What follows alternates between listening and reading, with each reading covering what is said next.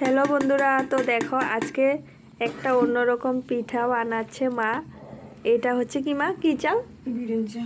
বিরন চালে গুঁড়ো করে এই যে প্রথমে ভিজিয়ে রেখেছিল, তারপরে এটাকে জলটা ঝরে যাওয়ার পর মিক্সিতে এখন এই যে গুঁড়ো করে নিয়েছে। আর এখন এই যে এখানে শুকনোভাবে কিন্তু শুকনো গুঁড়ো দিয়েছে। শুকনো গুঁড়ো দিয়ে ভালো করে সুন্দর করে দেখো গোল করে ছড়িয়ে দিয়েছে। এখন এটার ভিতরে নারকেলের পুর দিয়ে দিল। নারকেলের পুর দিয়ে আর খেতে কিন্তু খুব টেস্টি হয় এটা। শুকনো এই যে দেখো এইভাবে কিন্তু এবার একটু সে টেনে যাওয়ার পর একটু এইভাবে কিন্তু পাটি সাপটা পিঠার মতো একটু ইসে করে দেবে, রাউন্ড করে করে এটাকে হালকা আঁচে ছেঁকতে হবে। এই যে দেখো কয়েকটা বানিয়ে নিয়েছে এখানে, সুন্দর হচ্ছে সাদা সাদা পিঠাগুলো। আর এটা হচ্ছে, এটার কি নাম, কি পিঠা? শুকনো বাটি সাপটা, বিরন চালের।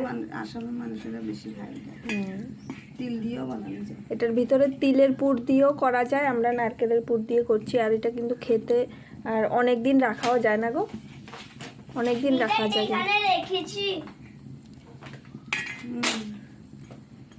এভাবে করে কিন্তু এই যে দেখো অনেকগুলো চালের গুঁড়ো হয়েছে, বেশি করে বানাবে।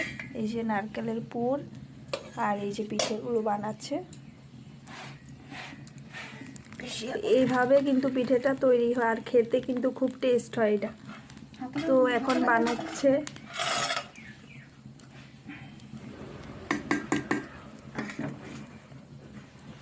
এই যে দেখো এইভাবে প্রথমে দিয়ে দেবে গুঁড়োটা, সুন্দর করে গুঁড়োটাকে ভালোভাবে ছড়িয়ে দেবে চারিদিকে।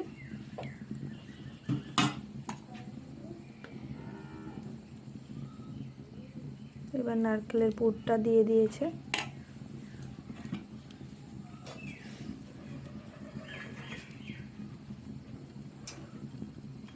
রাউন্ড করো না, রাউন্ড করে করে দাও।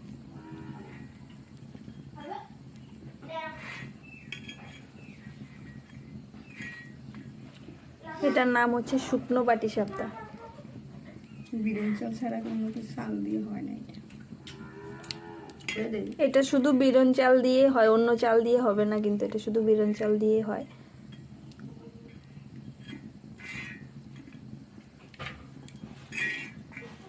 এই যে দেখো রেডি হয়ে গেল কয়েকটা, এক এক করে এখন সব বানিয়ে নেবে।